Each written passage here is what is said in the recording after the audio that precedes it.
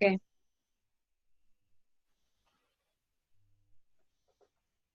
In programming, there is a 7-step process to follow to design and develop a method.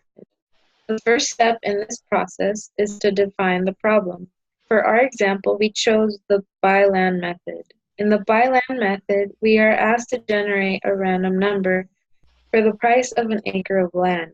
This value is to be between 17 and 27 bushels per acre. We then ask the user to enter the value of how many acres of new land they would like to buy. Their input value must be positive. The actual population needs to be enough to tend the land, which in this case, one person can tend 10 acres, and the amount of wheat in store also has to be enough to buy the land. Once the user has bought land, we need to add that to the number of acres owned. You then want to subtract the wheat used to purchase the land from the wheat in store. The second step in the process is to define the behavior of the method by creating a test matrix. In this slide, we see a summary of its behavior. The function must be able to calculate if the user can buy land. The inputs needed are the parameters. The output to be returned are the total number of acres owned, and the rules to be enforced are the preconditions. With the test matrix, we can see everything in order. Your inputs go first, and then your outputs. In our example, we created 1 valid test, 3 invalid, and 2 boundaries. Emilka will now explain the next 2 steps in the process. So step 3 of developing this method is the outline the solution or algorithm. The outline for a function is called an algorithm, and it is often expressed in pseudocode. The pseudocode are the steps the method needs to follow to do the work. The pseudocode is written as short English phrases without using a programming language.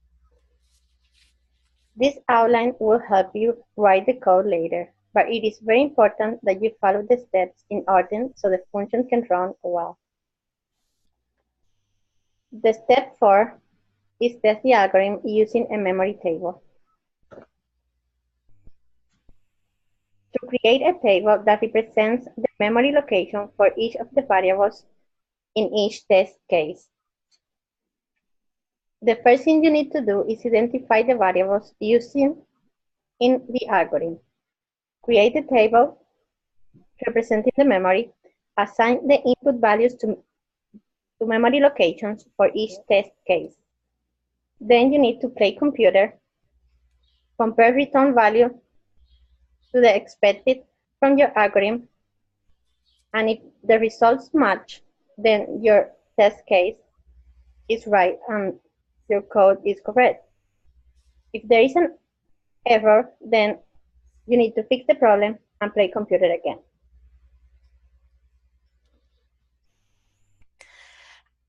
After the algorithm has passed the desk check, it's time to translate our pseudocode into actual code by going line by line. By using a number of if selection statements with true-false conditions at the beginning of our code, we are able to remove invalid values that could have a negative effect on our program. This allows us to make certain that the valid input can proceed through to the rest of our method. In step 6, to test our code, we run a number of unit tests created from the test matrix. These tests verify that the code we have written is working as expected and reduces the number of bugs we have in our program. Tests are run using valid, invalid, and boundary conditions. If the expected results from the test matrix match the actual results, then the code passes. If not, then the test receives a fail and the debugging process begins. In our example, we have created a unit test that checks using valid values. First, we created an instance of the object to reserve a place in memory. Then we initialized the variables by assigning values to them and provided a return value that the assert equals method will use to compare against the actual results. In step 7, When we are satisfied that the program is running correctly, we need to push the code to the team repository. First, we commit all the changes to our local repository on our computer. Then we pull the most recent version of our team's code and merge it with our own code. If there are no conflicts, we can push the code to the Git repository. Otherwise, we need to resolve any conflicts, recommit, pull again, and then push. For my selection statement example, I chose the if statement. If statements are used if there is a specific block of JavaScript code that I want to be executed if the condition is true. In my feed people example, if the condition, which would be wheat wanted, is less than 0, then I want it to return -1. The same goes for if there is not enough wheat in store compared to the wheat wanted, then I want it to return -1. For my JUnit test, a JUnit test is ran to make sure that the code is working correctly as specified. For my feed people example, I input the values that I set on the test matrix. The return value is then compared to the expected value. If I get a 100%, then I know that my function is working properly. In my example, I input that the wheat wanted equals 400, the wheat in store equals 500, and that leads to my return value of 100, which is what's left in store. In my selection statement, I use the examples of the if statement and the switch statement. And in the if statement, every time these conditions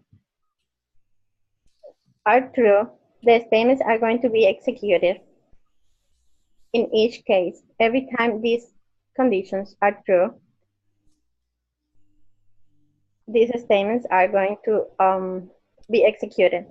And the difference between the if statement and the if-else statement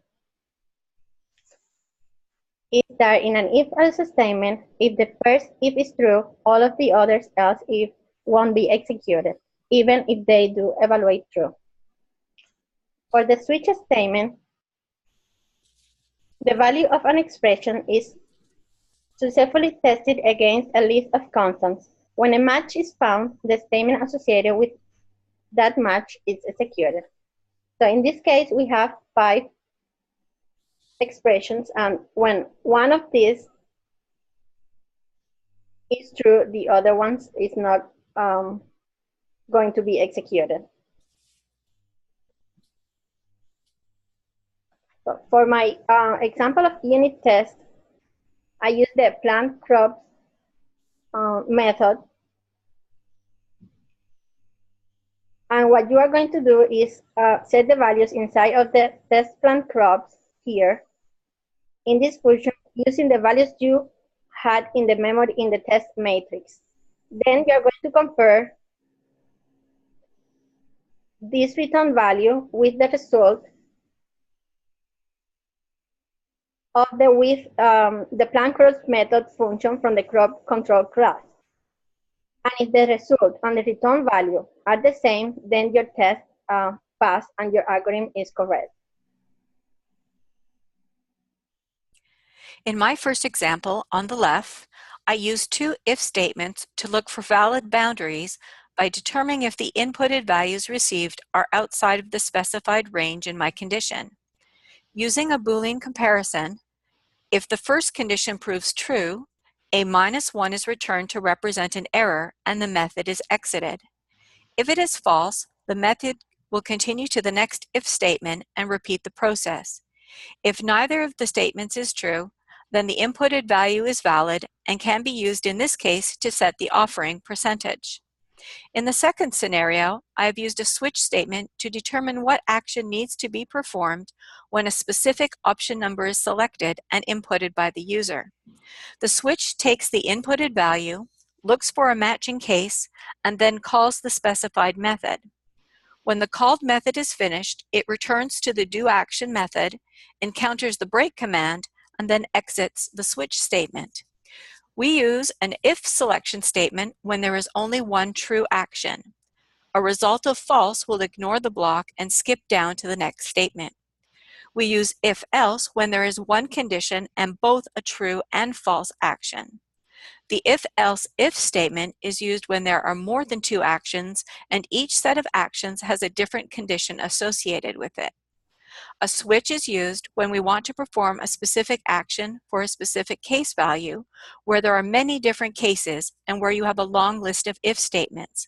A switch allows you to check to see if the value of an expression equals an item in a list. This is an example of the code I created to run unit tests on my set offering method using two types of invalid values.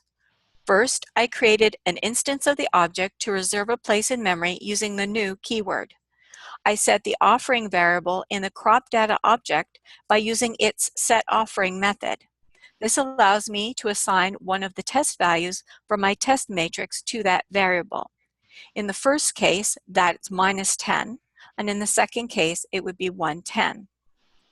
The return value of -1 is provided so that the assert equals method can compare this expected result to the actual result received from my set offering method.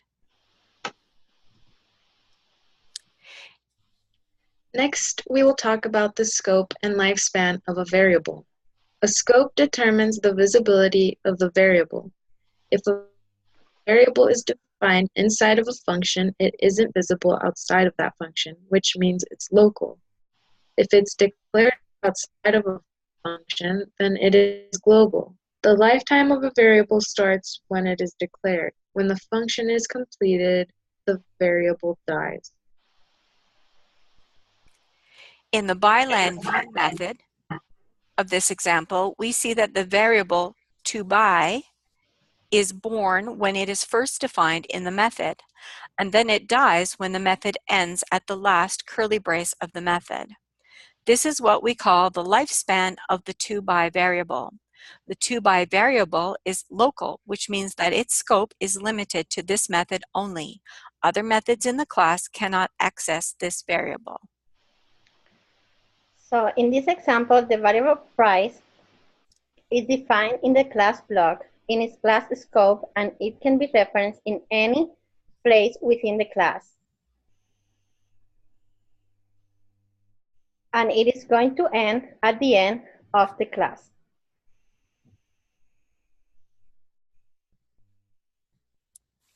Passing by value or reference.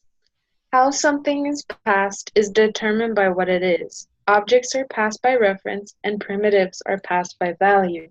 Passing by value is when the actual value of a primitive is passed and copied.